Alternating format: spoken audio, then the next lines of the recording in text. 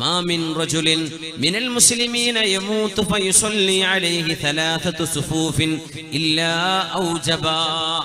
ഒരു മുസ്ലിമായ മനുഷ്യന് 3 സഫിൽ ആളുകൾ നിന്ന് മയ്യത്ത് നിസ്കരിച്ചാൽ അവന് നിർബന്ധമായി, അതായത് സ്വർഗം നിർബന്ധമായി എന്ന് മഹാനായ റസൂലുള്ളാഹി സ്വല്ലല്ലാഹു അലൈഹി വസല്ലം ഈ ഹദീസ് റിപ്പോർട്ട് ചെയ്ത സ്വഹാബി മാലിക് ഇബ്നു ഹുബൈറ റളിയല്ലാഹു അൻഹു ഏതെങ്കിലും ഒരു ജനാസയെ അനുഗമിക്കുമ്പോൾ, ഒരു ജനാസയെ നിസ്കാരത്തിന് വന്നാൽ 40 ആളുകൾ കുറവാണെങ്കിൽ അവരെ 3 സഫായി നിർത്താറുണ്ടായിരുന്നു എന്ന് മഹാന്മാരായ ഹദീസ് പണ്ഡിതന്മാർ.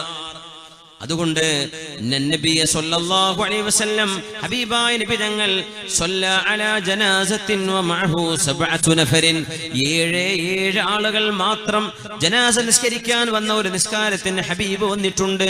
ഹബീബായ നബി തങ്ങൾ ആ 7 പേരെ 3 സഫിൽ നിർത്തുകയാണ് ഉണ്ടായത്. ഫജസ്സഅഹും 3 സുഫൂഫിൻ, ഒരു സഫിൽ 3 ആള്, വേറെ അടുത്ത സഫിൽ 2, അടുത്ത സഫിൽ 2, അങ്ങനെ 7 പേരെ 3 സഫായി ഹബീബ് നബി നിസ്കരിപ്പിച്ചിട്ടുമുണ്ട്. ഈ ഹദീസ് മഹാനായ ഇമാം തബറാനി മുഅ്ജമുൽ കബീറിൽ കൊണ്ടുവന്നിട്ടുണ്ട്.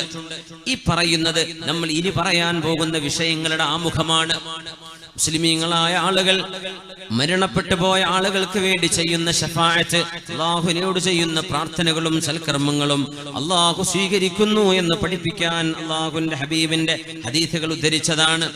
നമ്മുടെ ജനാസ നമ്മൾ മരിക്കുമ്പോൾ അല്ലാഹു സ്വാലിഹീങ്ങളായ ആളുകളുടെ ശഫാഅത്ത് കൊണ്ട് അല്ലാഹു നമ്മൾ അനുഗ്രഹിക്കട്ടെ. അവരുടെ നിസ്കാരം കൊണ്ടും ദുആ കൊണ്ടും അല്ലാഹു നമ്മെ രക്ഷപ്പെടുത്തട്ടെ. ആമീൻ യാ റബ്ബൽ ആലമീൻ. ജനാസയെ അനുഗമിക്കുന്നത് ഏറ്റവും പുണ്യമാണ്. ജനാസയെ അനുഗമിക്കുന്നവരുടെ കൂലി അല്ലാഹുവിന്റെ ഹബീബ് സല്ലല്ലാഹു അലൈഹി വസല്ലം തങ്ങൾ വളരെ വളരെ മനോഹരമായി പറഞ്ഞിട്ടുണ്ട്. കാന റസൂലുള്ളാഹി സല്ലല്ലാഹു അലൈഹി വസല്ലം ഇദാ ദഫനൽ മയ്യിത്ത്, ഒരു മയ്യിത്തിനെ നബി തങ്ങൾ മറവ് ചെയ്താൽ വഖഫ അലാ ശഫീരിൽ ഖബർ, ആ ഖബറിന്റെ വക്കിൽ, ആ ഖബറിന്റെ തല്ലത്ത് അല്ലാഹുവിന്റെ ഹബീബ് നിൽക്കും സല്ലല്ലാഹു അലൈഹി വസല്ലം. വഖാൽ, എന്നിട്ട് പറയും, ഇസ്തഗ്ഫിറുല്ലാഹ ലിഅഖീകും, നിങ്ങളുടെ കൂട്ടുകാരന് അല്ലാഹുവിനോട് പൊറുക്കല്ല ചോദിക്കണേ. വസ്അലൂ ലഹു തസ്ബീത് ഫഇന്നഹുൽ ആന യുസ്അലൂ, അവനെ തസ്ബീത്തിനെ ചോദിക്കണേ.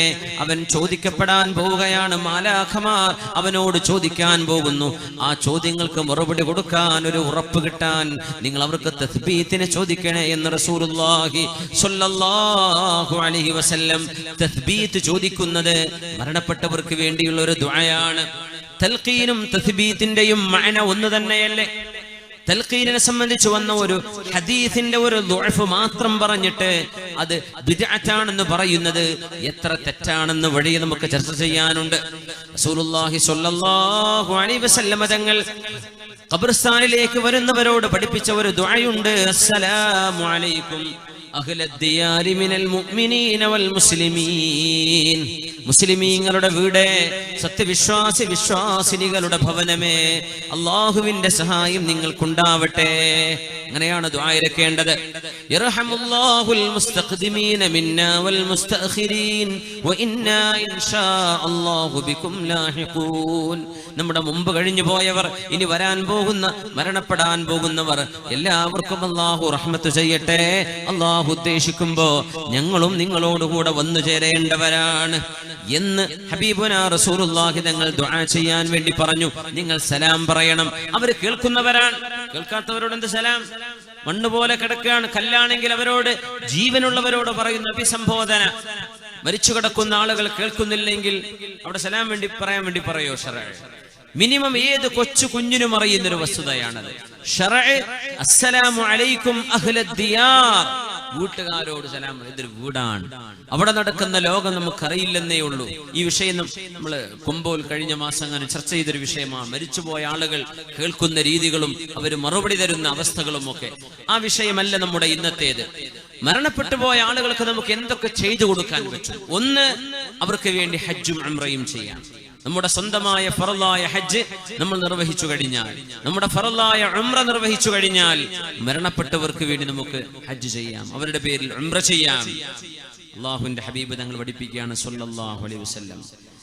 ഖസ്അം ഗോത്രക്കാരിയായ ഒരു പെണ്ണ്. ജാഅത് ഇംറഅത്തുൻ മിൻ ഖസ്അം മിനൻ നബി സ്വല്ലല്ലാഹു അലൈഹി വസല്ലം. ഹജ്ജത്തുൽ വിദാ നടക്കുമ്പോൾ ഹബീബായ നബി തങ്ങളുടെ അവസാനത്തെ ഹജ്ജിന്റെ സമയത്ത് ഖസ്അമി ഗോത്രക്കാരിയായ ഒരു പെണ്ണ് അല്ലാഹുവിന്റെ റസൂലിനോട് വന്ന് ചോദിക്കുന്നു, യാ റസൂലല്ലാഹ്, അല്ലാഹുവിന്റെ റസൂലേ, ഇന്ന ഫരീളത്തല്ലാഹി അലാ ഇബാദിഹി ഫിൽ ഹജ്ജ് അദ്റകത് അബീ ശൈഖൻ കബീറാ. നബിയേ, അല്ലാഹു നിർബന്ധമാക്കിയ ഹജ്ജ് എന്റെ വൃദ്ധനായ പിതാവിന് നിർബന്ധമാണ്. പക്ഷേ ലാ യസ്തതിഉ റുകൂബ അല റാഹില, എന്റെ പിതാവിന്റെ വാഹനം കയറി യാത്ര ചെയ്യാൻ കഴിയില്ല നബിയേ. അഫാ ഹജ്ജു അൻഹു, എന്റെ പിതാവിന് പകരം, അത് ജീവിച്ചിരിക്കുമ്പോൾ തന്നെ ആ പിതാവിന് പകരം എനിക്ക് ഹജ്ജ് ചെയ്യാൻ പാടുണ്ടോ? ഖാല ഹുജ്ജി അൻഹു, നിങ്ങൾ ആ പെണ്ണിനോട്, മകളോട് പറഞ്ഞു, മോളെ, നിങ്ങളുടെ പിതാവിന് പകരമായി നിങ്ങൾ ഹജ്ജ് ചെയ്തേക്കുക എന്ന് റസൂലുള്ളാഹി സ്വല്ലല്ലാഹു അലൈഹി വസല്ലം തങ്ങൾ പറഞ്ഞു. ജീവിച്ചിരിക്കുന്ന ഒരാൾക്ക് അങ്ങോട്ട് എത്തിപ്പെടാൻ കഴിയില്ലെങ്കിൽ അവരുടെ സമ്മതത്തോടുകൂടെ അവർക്ക് വേണ്ടിയുള്ള ഹജ്ജ് ചെയ്യാൻ പറ്റും. ജീവിച്ചിരിക്കുന്ന ആൾക്ക് വേണ്ടി കർമ്മം ചെയ്തു, ഒരാൾ ചെയ്തത് മാത്രമേ കിട്ടുള്ളൂ. ഇനി പറയും സാധാരണ പറയാ, വഅലൈസ ലിൽ ഇൻസാനി ഇല്ലാ മാ സആ, ഒരു മനുഷ്യൻ അയാൾ ചെയ്തത് മാത്രമേ കിട്ടുള്ളൂ എന്ന് പറയുന്നവർ ഈ ഹദീസിന് എങ്ങനെ അർത്ഥം വെക്കുക? ആ മകള് ചെയ്തത് വാപ്പാക്ക് കിട്ടുന്നല്ലേ നബി തങ്ങൾ പറയുന്നത്? മകള് ചെയ്ത ഹജ്ജിന്റെ കൂലി ആർക്ക് കിട്ടും? മകൾക്ക് കിട്ടുന്ന പോലെ ആർക്ക് വേണ്ടി ചെയ്തുവോ ആ പിതാവിനും കിട്ടും. ഇത് സ്വഹീഹായ ഹദീസല്ലേ? ഹദീസുകൾ മനസ്സിലാക്കാതെ ഈ ആയത്തർത്ഥം വെക്കുന്ന അപകടം. പരിഭാഷ വായിച്ച് പാംഫ്ലെറ്റേറിയൻ നാടുകളിൽ, നഗരങ്ങളിലൊക്കെ ഖുതുബ ഓതുന്നുണ്ട് ഇവരൊക്കെ. എന്തായിരിക്കും ആ ഖുതുബയുടെ അവസ്ഥ? അല്ലാഹു അഅലം. എത്ര അപകടമാണ്! പച്ചയായ ഹദീസിന്റെയും ആയത്തിന്റെയും പച്ചയായ അർത്ഥം, ആശയം മനസ്സിലാക്കാതെ ആയിരക്കണക്കിന് ഹദീസുകൾ ഉണ്ട് അല്ലാഹുവിന്റെ റസൂലിന്. അതൊക്കെ ഇരുന്ന് കൊല്ലങ്ങളോളം ഗുരുനാഥന്മാരുടെ മുമ്പിൽ ഇരുന്ന് പട്ടിണിയും വിശപ്പും സഹിച്ച് കാലങ്ങളോളം ക്ഷമയോടുകൂടെ കിതാബ് ഓതി പഠിക്കുക എന്ന് പറയില്ലേ? ഇവര് വിചാരിക്കുന്നതൊക്കെ നിസ്സാരമാണ്. അതൊക്കെ ഒരു ബുഖാരിയുടെ പരിഭാഷ വായിച്ചാൽ കിട്ടൂലേ? കിട്ടില്ല, മുഅ്മിനെ കിട്ടില്ല. ദീനിന്റെ മസ്അല പറയരുത് ദയവ് ചെയ്ത് ഇത്തരക്കാരായ ആളുകൾ. ആലിമീങ്ങൾ എന്തു പറഞ്ഞു എന്ന് അവരുടെ കിതാബുകൾ പരിശോധിക്കണം. വഅലൈസ ലിൽ ഇൻസാനി ഇല്ല, എന്ത് വിഷയം പറഞ്ഞാലും മരണപ്പെട്ടവർക്ക് വേണ്ടി ഒരു നന്മ ചെയ്താൽ കൊടുക്കാൻ പറ്റൂ. അവനവൻ ചെയ്തതല്ലാതെ കിട്ടൂലല്ലോ. അപ്പൊ അല്ലാഹുവിന്റെ റസൂൽ പറയുന്നതോ ഈ ഹദീസ് നിങ്ങൾ കണ്ടോ? ഇമാം ബൈഹഖി റഹ്മത്തുള്ളാഹി അലൈഹി അവരുടെ സുനനിൽ കൊണ്ടുവന്നത്, ഇമാം അബൂ ദാവൂദ് ത്വയാലിസി അവരുടെ മുസ്നദിൽ, ഇമാം ദാരിമി അവരുടെ സുനനിൽ, ഇമാം മുസ്നദിൽ അഹ്മദ് എന്നവരുടെ മുസ്നദിൽ, അത് മാത്രമല്ല സ്വഹീഹൈൻ ഇമാം ബുഖാരി മുസ്ലിമും അടക്കം കൊണ്ടുവന്ന ഹദീസാണിത്. അല്ലാഹുവിന്റെ ഹബീബിന്റെ മുമ്പിൽ മറ്റൊരാൾ വരുന്നു. അന്ന റജുലൻ, അല്ലാഹുവിന്റെ റസൂലിന്റെ അടുത്ത് ഒരാൾ വന്ന് ഹബീബിനോട് പറയുന്നു, യാ റസൂലല്ലാഹ്, അല്ലാഹുവിന്റെ റസൂലേ, ഇന്ന ഉഖ്തി നദറത് അൻ തഹജ്ജ, എന്റെ പെങ്ങൾ ഹജ്ജ് ചെയ്യാൻ നേർച്ചയാക്കിയിരുന്നു നബിയേ. വ ഇന്നഹാ മാതത് ഖബ്ല അൻ തഹജ്ജ നബിയേ അഫാ ഹജ്ജു അൻഹാ, എന്റെ പെങ്ങൾക്ക് പകരമായി എനിക്ക് ആ ഹജ്ജ് ചെയ്യാൻ പറ്റുമോ? പെങ്ങള് ഹജ്ജ് ചെയ്യാൻ നേർച്ചയാക്കിയിരുന്നു, പെങ്ങള് മരിച്ചുപോയി. ആ പെങ്ങൾക്ക് പകരം എനിക്ക് ഹജ്ജ് ചെയ്യാൻ പറ്റുമോ? ഹബീബായ നബി തങ്ങൾ ചോദിച്ച ചോദ്യം, അറഅയ്ത ലൗ കാന അലാ ഉഖ്തിക ദൈനുൻ അകുൻത ഖാദിഹി, നിങ്ങളുടെ പെങ്ങൾക്കൊരു കടമുണ്ടെങ്കിൽ ആ കടം നിങ്ങൾ വീട്ടുമോ? തങ്ങൾ ചോദിച്ചു, ആ പെങ്ങൾക്ക് കടമുണ്ടെങ്കിൽ നിങ്ങൾ അത് വീട്ടുമോ? ഖാല നഅം, തീർച്ചയായും നബിയെ, ഞാനത് വീട്ടും. ഹബീബായ തങ്ങൾ മറുപടി കൊടുത്തു സല്ലല്ലാഹു അലൈഹി വസല്ലം, ഫദൈനുല്ലാഹി അഹഖു ബിൽ ഖലാ, അങ്ങനെയാണെങ്കിൽ അല്ലാഹുവിന്റെ കടമാണ് ഏറ്റവും ആദ്യം വീട്ടേണ്ടത്. ആ പെങ്ങൾക്ക് പകരം നിങ്ങൾ ഹജ്ജ് ചെയ്യണം, ആ പെങ്ങൾക്ക് അതിന്റെ കൂലി കിട്ടും, അവരുടെ കടം വീടുകയും ചെയ്യും. ഒരു മനുഷ്യൻ ചെയ്തതേ കിട്ടൂ എങ്കിൽ ഈ പറഞ്ഞ ഹദീസിന്റെ അർത്ഥം എന്താണ്? എന്താണ് ഈ പറഞ്ഞതിന്റെ അർത്ഥം? ഈ ഹദീസ് എവിടെയുണ്ട് എന്ന ചോദ്യം സ്വഹീഹുൽ ബുഖാരി, ഇമാം ബുഖാരി തങ്ങളുടെ സ്വഹീഹിലുണ്ടല്ലോ. നേരപ്പുറം പറയണ്ടല്ലോ. ഇമാം അഹ്മദ് എന്നവരുടെ മുസ്നദിലുണ്ട്, തബറാനിയുടെ മുഅ്ജമുൽ കബീറിലുണ്ട്, ഇമാം ബൈഹഖിയുടെ സുനനുൽ കുബ്രയിലുണ്ട്, ഇമാം ദാരിമിയുടെ സുനനിലുണ്ട്, അബൂ ദാവൂദ് ത്വയാലിസിയുടെ മുസ്നദിലുണ്ട്, ഇമാമുൽ മുൻതഖ ഇബ്നുൽ ജാറൂദ് ഇമാം ഇബ്നുൽ ജാറൂദ് തങ്ങൾ ഇവരൊക്കെ ഉദ്ധരിച്ച ഹദീസ്, സ്വഹീഹായ ഹദീസ്. ബുഖാരി ഇമാം ഉണ്ടെന്ന് പറഞ്ഞാൽ മതിയല്ലോ, ധാരാളം. അള്ളാഹുവിന്റെ കടം അതാണ് ഏറ്റവും വലുത്. സാമ്പത്തിക കടം നിങ്ങൾ വീട്ടിലെ മരിച്ചുപോയ മയ്യത്തിന് പകരം അതുപോലെ അള്ളാഹുവിന്റെ കടങ്ങളും നിങ്ങൾ വീട്ടേണ്ടവരാണ്. ഇങ്ങനെയൊക്കെയുള്ള ഹദീസിന്റെ വെളിച്ചത്തിലാണ് ഒരു മനുഷ്യൻ അയാൾ ചെയ്തതല്ലാതെ കിട്ടില്ല എന്ന് പറയുന്ന ഹദീസുകളൊക്കെ ഈ ഹദീസുകൾ കൂടി മനസ്സിലാക്കിയിട്ടേ വ്യാഖ്യാനിക്കാൻ പാടുള്ളൂ. ജുഹൈന കുടുംബത്തിൽപ്പെട്ട ഒരു പെണ്ണ് ഹബീബായ നബിയോട് വന്ന് ചോദിക്കുകയാണ്, റസൂലുള്ളാഹി തങ്ങളോട് സ്വല്ലല്ലാഹു അലൈഹി വസല്ലം, നബിയേ, എന്റെ പിതാവിന് ഹജ്ജ് നിർബന്ധമായിരുന്നു. ആ പിതാവിന് ഹജ്ജ് ചെയ്യാൻ കഴിയില്ല, ഞാൻ ഹജ്ജ് ചെയ്യട്ടെയോ? നേരത്തെ ഖസാം ഗോത്രക്കാരിയായ പെണ്ണ് ചോദിച്ച പോലെ ജുഹൈന ഗോത്രക്കാരിയായ ഒരു പെണ്ണ് ചോദിച്ചു. സ്വഹീഹായ ഹദീസാണല്ലോ ഇത്. ഹുജ്ജി അൻ നബീകി, നിങ്ങളുടെ പിതാവിന് പകരം നിങ്ങൾ ഹജ്ജ് ചെയ്തോളൂ എന്ന് റസൂലുള്ളാഹി സ്വല്ലല്ലാഹു അലൈഹി വസല്ലം. അല്ലാഹുവിന്റെ റസൂൽ സ്വല്ലല്ലാഹു അലൈഹി വസല്ലം പഠിപ്പിക്കുകയാണ്, മുഅ്മിനീങ്ങൾ പരസ്പരം ഉപകാരം ചെയ്യണം. അത് ജീവിച്ചിരിക്കുമ്പോൾ മാത്രമല്ല, മരിച്ചു കഴിഞ്ഞാലും ഉപകാരം ചെയ്യാൻ പറ്റും. അല്ലാഹു കേൾക്കുന്നവനല്ലേ. അല്ലാഹു തആല മുഅ്മിനീങ്ങൾക്ക് ചെയ്യുന്ന ഉപകാരങ്ങളെ അല്ലാഹു എങ്ങനെയാണ് തട്ടിക്കളയുന്നത്, എങ്ങനെയാണ് അല്ലാഹു സ്വീകരിക്കാതിരിക്കുക? ഒരു മനുഷ്യന്റെ കടം, ആ മനുഷ്യന്റെ കടം മറ്റൊരാൾ വീട്ടിയാൽ കടം വീടുമല്ലോ. ഇത് ആർക്കും അറിയുന്ന ഒരു ഹദീസാണ്. ഹബീബായ നബി തങ്ങളുടെ കാലത്ത് ഒരു മനുഷ്യൻ മരിക്കുകയും ആ മനുഷ്യനെ ജനാസ നിസ്കരിക്കാൻ വേണ്ടി തയ്യാറെടുപ്പുകൾ ചെയ്ത് കുളിപ്പിച്ച് കഫൻ ചെയ്ത് ഹാനൂത്ത് പുരട്ടി കൊണ്ടുവന്ന് കിടത്തിയപ്പോ അല്ലാഹുവിന്റെ ഹബീബ് സ്വല്ലല്ലാഹു അലൈഹി വസല്ലം നിസ്കരിക്കാൻ വേണ്ടി വന്നു. മുത്തനബി തങ്ങൾ അടുത്തേക്ക് എത്തിയിട്ട് സ്വഹാബികളോട് ചോദിച്ചു, ഇയാൾക്ക് എന്തെങ്കിലും കടമുണ്ടോ? അവർ പറഞ്ഞു, ഉണ്ട് നബിയെ, 2 ദീനാർ 2 സ്വർണ്ണ നാണയം ആരോടോ ഒരാളോട് കടം വാങ്ങിയിട്ടുണ്ട്, ആ കടം തിരിച്ചു കൊടുത്തിട്ടില്ല. അല്ലാഹുവിന്റെ ഹബീബ് പറഞ്ഞു സ്വല്ലല്ലാഹു അലൈഹി വസല്ലം, എന്തെങ്കിലും കടം വീടാനുള്ള സമ്പത്ത് ബാക്കി വെച്ചിട്ടുണ്ടോ? ഇല്ല നബിയെ, 5 പൈസ ഇല്ലാത്ത ആളാണ്. അല്ലാഹുവിന്റെ ഹബീബായ തങ്ങൾ നിസ്കരിക്കാതെ മാറി നിന്നു. സ്വല്ലു അലാ സാഹിബിക്കും, നിങ്ങൾ നിസ്കരിച്ചോളൂ, ഞാൻ നിസ്കരിക്കില്ല എന്ന് പറഞ്ഞു. അപ്പോഴാണ് അബൂ ഖതാദ റളിയല്ലാഹു അൻഹു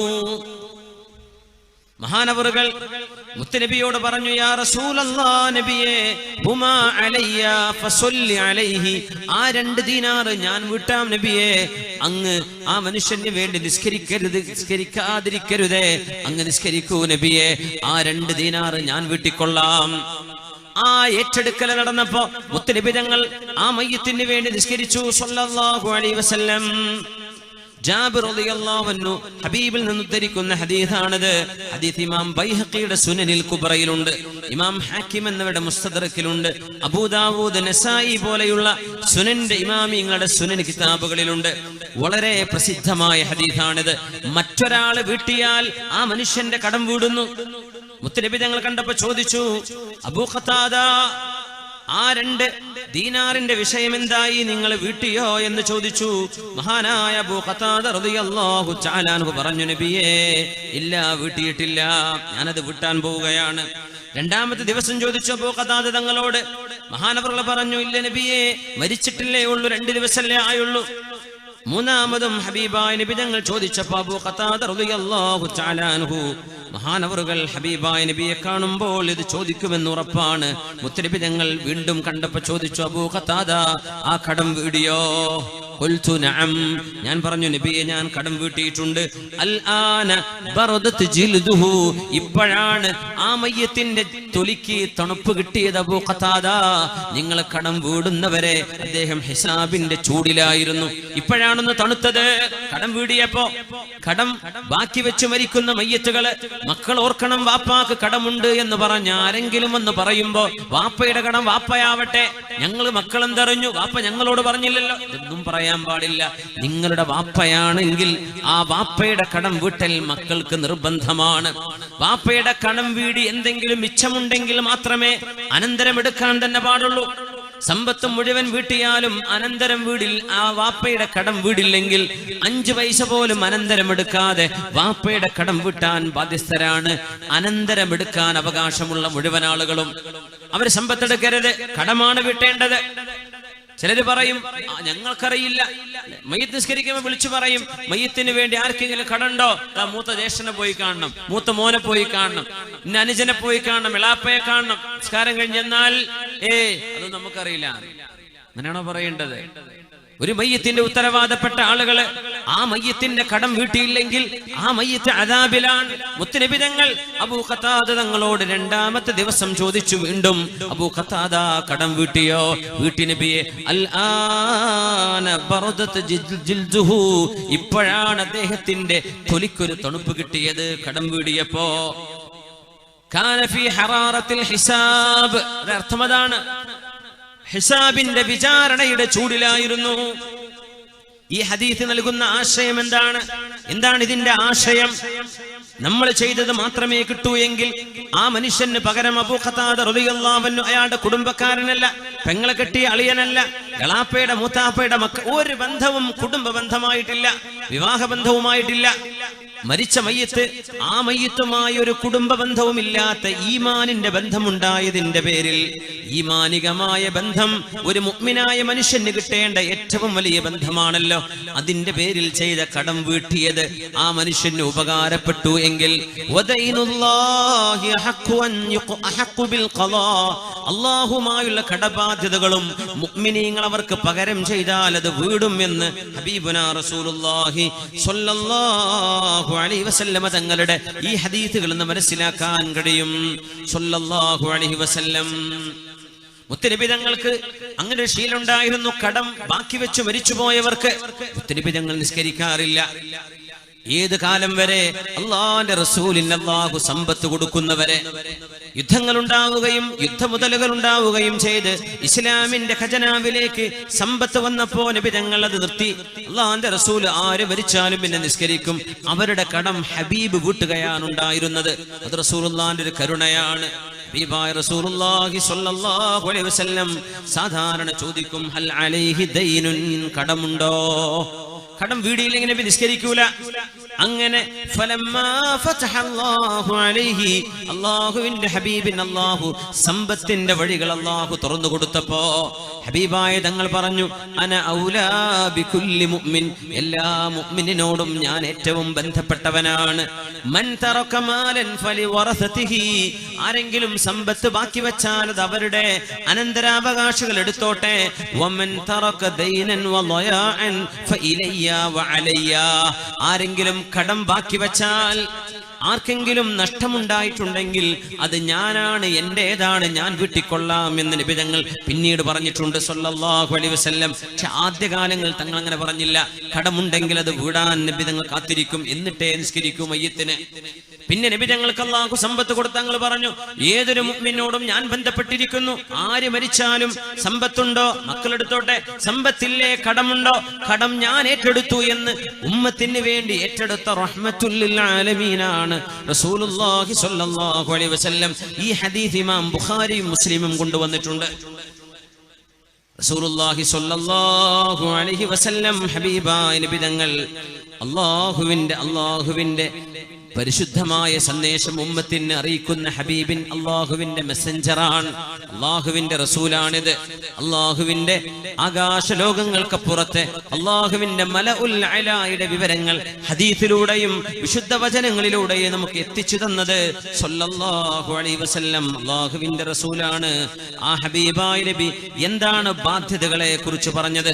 സ്വല്ലല്ലാഹു അലൈഹി വസല്ലം, കടം വലിയൊരു ബാധ്യത തന്നെയാണ്. കടം വീട്ടേണ്ടത് അനന്തരാവകാശ അതിന് തയ്യാറല്ലെങ്കിൽ മുഅ്മിനീങ്ങളായ സജ്ജനങ്ങൾ ആ മയ്യത്തിന് പകരം അത് വീട്ടിയിരിക്കണം. തങ്ങൾ പറയുമായിരുന്നു, ഒരു മനുഷ്യൻ വന്ന് ചോദിച്ചു നബിയോട്, നബിയേ, എന്റെ സമ്പത്ത് കൊണ്ടും ശരീരം കൊണ്ടും ഞാൻ അല്ലാഹുവിന് വേണ്ടി ത്യാഗം ചെയ്യുകയും മരണപ്പെടുകയും ചെയ്ത് ഞാൻ മരണപ്പെട്ടു പോയാൽ അല്ലാഹുവിന്റെ റസൂലേ, എനിക്ക് സ്വർഗമുണ്ടോ? റസൂലുള്ളാഹി സ്വല്ലല്ലാഹു അലൈഹി വസല്ലം പറഞ്ഞു, ഉണ്ട്. രണ്ടാമത് ചോദിച്ചു, നബിയേ, ഞാൻ അല്ലാഹുവിന്റെ പ്രീതി കാംക്ഷിച്ചുകൊണ്ട് മരിച്ചാൽ എനിക്ക് സ്വർഗമുണ്ടോ? ഉണ്ടെന്ന് പറഞ്ഞു. മൂന്നാമത് തവണയും ചോദിച്ചപ്പോ അല്ലാഹുവിന്റെ റസൂല് പറഞ്ഞു, സ്വർഗമുണ്ട്, പക്ഷേ ഇല്ലാ ഇദാ കാന അലൈക ദൈനുൻ ലൈസ ഇൻദക വഫാഉഹു, കടം വീടാൻ വകുപ്പില്ലാതെ ബാക്കി വെച്ച കടമായിട്ട് നിന്നാൽ അത് വീടാനുള്ള സമ്പത്ത് നിങ്ങൾ ബാക്കി വെച്ചില്ലെങ്കിൽ നിങ്ങൾക്ക് സ്വർഗപ്രവേശമില്ല. ഷഹീദായ മനുഷ്യന് പോലും സ്വർഗത്തിൽ കടക്കണമെങ്കിൽ കടം വീടണം എന്ന് പറഞ്ഞിട്ടുണ്ട് റസൂലുള്ളാഹി സ്വല്ലല്ലാഹു അലൈഹി വസല്ലം. കടം മനുഷ്യരുമായുള്ള ബന്ധം, ഹക്കടപാടുകൾ അല്ലാഹു തആല വിട്ടുതരില്ല മനുഷ്യര് പുറത്തു കൊടുക്കുന്നവരെ. എന്നാൽ അല്ലാഹു മനുഷ്യരും തമ്മിലുള്ള നിസ്കാരം, നോമ്പ്, സക്കാത്ത്, ഹജ്ജ്, ഉംറ പോലെയുള്ള വിഷയങ്ങള് അല്ലാഹു തആല വേണമെങ്കിൽ മാപ്പ് ചെയ്തു കൊടുക്കാം. അല്ലാഹു ഗഫൂറാണ്, റഹീമാണ്. കടം മനുഷ്യരുമായുള്ളത് അത് അവര് വീട്ടിയേ പറ്റൂ. ഇതാണ് ശറഇന്റെ നിയമം. അല്ലാഹുവിന്റെ റസൂൽ അങ്ങനെയാണ് പഠിപ്പിച്ചത് സ്വല്ലല്ലാഹു അലൈഹി വസല്ലം. ഹബീബനാ റസൂലുള്ളാഹി തങ്ങൾ മരിച്ച മയ്യിത്തിന് പുണ്യകർമ്മങ്ങൾ ചെയ്യാൻ പറഞ്ഞു. അതിലാദ്യമായി നമ്മൾ പറഞ്ഞത് ഇസ്തിഗ്ഫാർ ചെയ്യുക, ദുആ ചെയ്യുക. രണ്ടാമത്തേത് അവർക്ക് വേണ്ടി ഹജ്ജ് ചെയ്യാം, ഉംറ ചെയ്യാം, അവർക്ക് വേണ്ടി സൽക്കർമ്മങ്ങളൊക്കെ ചെയ്യാം. ആ കൂട്ടത്തിൽ സ്വതക്ക ചെയ്യുന്നത് ഏറ്റവും പുണ്യമാണ്. മരിച്ചവർക്ക് വേണ്ടി സ്വതക്ക നമ്മുടെ വാദുകളിൽ, പ്രഭാഷണങ്ങളിൽ, റൂസ് പരിപാടികളിൽ ഒക്കെ അല്ലാഹുവേ മരിച്ചുപോയ മാതാപിതാക്കൾക്ക് അവരുടെ പേരിൽ സ്വതക്ക ചെയ്യുന്നു. അവർക്ക് ഗുണം കിട്ടാൻ, അവർക്ക് പ്രതിഫലം കിട്ടാൻ അവർക്ക് വേണ്ടി ഹദിയ ചെയ്യുന്നു. ആ ഒരു നന്മ ഹബീബായ നബി തങ്ങൾ പ്രോത്സാഹിപ്പിച്ചതാണ്. എവിടുന്ന് ലഭിച്ചു അത്? ഒരാൾ അല്ലാഹുവിന്റെ റസൂലിന്റെ അരികത്തേക്ക് വന്നിട്ട് പറഞ്ഞു, യാ റസൂലല്ലാഹ്, അല്ലാഹുവിന്റെ റസൂലേ, ഇന്ന ഉമ്മി ഇഫ്തലതത് നഫ്സഹാ, എന്റെ ഉമ്മ പെട്ടെന്ന് മരിച്ചുപോയി നബിയേ. ഒരു അസുഖമില്ലായിരുന്നു, ഒരു കുഴപ്പവുമില്ലായിരുന്നു, പെട്ടെന്ന് മരിച്ചുപോയി നബിയേ. എനിക്ക് തോന്നുന്നു നബിയേ, എന്റെ ഉമ്മ ഒരു അസുഖമായി കിടക്കുന്ന കിടപ്പ് ഒരു ദിവസമെങ്ങാനും കടന്നിരുന്നെങ്കിൽ എന്റെ ഉമ്മ വസിയത്ത് ചെയ്യുമായിരുന്നു. മക്കളെ, ഉമ്മാന്റെ സ്വത്ത്, ഉമ്മായുടെ മാല, ഉമ്മയുടെ കാതില, ഉമ്മായുടെ പാദസരം, ഉമ്മയുടെ ആഭരണം പള്ളിക്ക് കൊടുക്കണം, ദീനിന് കൊടുക്കണം. ഇങ്ങനെ എന്തെങ്കിലും എന്റെ ഉമ്മ വസിയത്ത് ചെയ്യുമെന്ന് എനിക്ക് ഉറപ്പുണ്ട് നബിയേ. പക്ഷേ അതിന് സാധിക്കാതെ എന്റെ ഉമ്മ പെട്ടെന്ന് മരണപ്പെട്ടു പോയി നബിയേ. അല്ലാഹുവിന്റെ റസൂൽ തങ്ങളോട് അവരെ ചോദിക്കുകയാണ്, എന്റെ ഉമ്മാക്ക് വേണ്ടി സ്വതക്ക ചെയ്താൽ എന്റെ ഉമ്മാക്ക് അത് ലഭിക്കുമോ? എന്റെ ഉമ്മ മരിച്ചുപോയി, ഉമ്മ ചെയ്യാൻ സാധ്യതയുള്ളൊരു നന്മയാണത്, പക്ഷെ ഉമ്മാക്ക് ചെയ്യാൻ പറ്റിയില്ല. ഞാനത് ചെയ്താൽ എന്റെ ഉമ്മാക്ക് ഉപകാരപ്പെടുമോ എന്ന് ഹബീബായ നബി തങ്ങളോട് ചോദിച്ചപ്പോ റസൂലുള്ളാഹി തങ്ങൾ പറഞ്ഞു, ഖാല നഅം, നഅം, തീർച്ചയായും നിങ്ങളുടെ ഉമ്മാക്ക് അത് കിട്ടുമെന്ന് റസൂലുള്ളാഹി സ്വല്ലല്ലാഹു അലൈഹി വസല്ലം.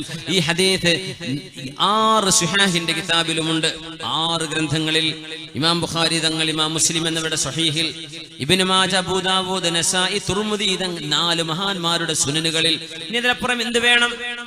മരിച്ചവർക്ക് വേണ്ടിയുള്ള സ്വതക്കകള് ഇത് ചെയ്യുന്നവർ ചെയ്യുന്നു എന്നല്ലാണ്ട് ഈ ബിദ്അത്ത്, കുഫർ എന്ന് പറയുന്ന ആളുകൾ ആരെങ്കിലും അവരുടെ ഉമ്മാക്ക് വാപ്പാക്ക് വേണ്ടി സ്വതക്ക ചെയ്യാറുണ്ടോ? അല്ലാഹു അലം, ചെയ്യാറുണ്ടായിരിക്കാം. പക്ഷേ വലിയൊരു വിഭാഗം തെറ്റിദ്ധാരണയിലാണ്. എല്ലാം ബിദ്അത്താന്ന് പറഞ്ഞ കൂട്ടത്തിൽ ഒരുപാട് നന്മകൾ സാധാരണക്കാർ തെറ്റാണെന്ന് ധരിച്ചു വെച്ചു പോയിട്ടുണ്ട്. അവരങ്ങനെ പറഞ്ഞിട്ടുണ്ടായിരിക്കണമെന്നില്ല, പക്ഷേ അങ്ങനെ ഒരു ധാരണ വന്നു പോയിട്ടുണ്ടോ എന്ന് ഞാൻ പേടിക്കുകയാണ്. അല്ലാഹു തആല നമ്മുടെ മാതാപിതാക്കൾക്ക് നമ്മൾ ചെയ്തു കൊടുക്കേണ്ട നന്മകൾ അത് ചെയ്തു വിട്ടാനുള്ള എല്ലാ തൗഫീഖും അല്ലാഹു നമുക്ക് നൽകി അനുഗ്രഹിക്കട്ടെ. ആമീൻ യാ റബ്ബൽ ആലമീൻ. എത്ര വലിയ നഷ്ടമായിരിക്കും മുഅ്മിനെ. എന്റെ ഉമ്മയുടെ പേരിൽ ഒരു മസ്ജിദ്, എന്റെ ഉമ്മയുടെ പേരിൽ ഒരു മദ്രസ, എന്റെ ഉമ്മയുടെ പേരിൽ ഒരു കിണർ, എന്റെ ഉമ്മയുടെ പേരിൽ ഒരു രോഗിക്ക് ചികിത്സ, എന്തെങ്കിലും ഒരു നന്മ നമ്മൾ ചെയ്യുന്നത് മരിച്ചുപോയവർക്ക് ലഭിക്കും എന്ന് റസൂലുള്ളാഹി സ്വല്ലല്ലാഹു അവരുടെ പേരിൽ സ്വതക്ക ചെയ്യേ. നമ്മളൊക്കെ ഏത് ഇൽമിന്റെ സദസ്സുണ്ടാവുമ്പോൾ ചെയ്യണം മുഅ്മിനെ, അവരുടെ പേരിൽ സ്വതക്ക ചെയ്യേ. അല്ലാഹു തആല സ്വീകരിക്കും. അല്ലാഹു സ്വീകരിക്കട്ടെ. മുത്തുനബിയോട് വന്ന് പറഞ്ഞു, ഒരാൾ വന്ന് പറയുന്നു, യാ റസൂലല്ലാഹ്, നബിയേ, ഇന്ന അബീ മാത വലം യൂസി, എന്റെ ഉപ്പ ഒരു വസിയത്തും ചെയ്യാതെ മരിച്ചു പോയിട്ടുണ്ട് നബിയേ. അയംഫഉഹു ഇദാ തസദ്ദഖ്തു അൻഹു. നേരത്തെ ഉമ്മയെ കുറിച്ച് പറഞ്ഞു, ഇവിടെ വാപ്പയെ കുറിച്ച്. എന്റെ വാപ്പാക്ക് വേണ്ടി ഞാൻ ദാനം ചെയ്താൽ അല്ലാഹുവിന്റെ റസൂലേ അത് പകരമാകുമോ? ഉപ്പാക്ക് ഉപകാരം ലഭിക്കുമോ? ഖാല നഅം.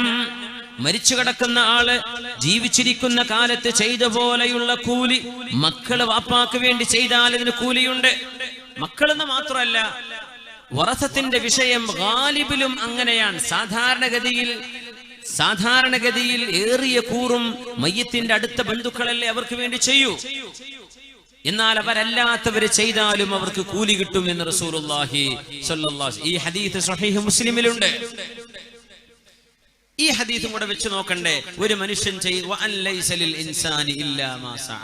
ഒരു മനുഷ്യൻ അയാളെ ചെയ്തത് മാത്രമേ കിട്ടുള്ളൂ. അപ്പൊ ഇത് ബുഖാരി മുസ്ലിമും വെട്ടിക്കളയണോ? ഈ ഹദീസൊക്കെ ഇസ്ലാമിന്റെ പ്രമാണങ്ങളല്ലേ ഇതൊക്കെ?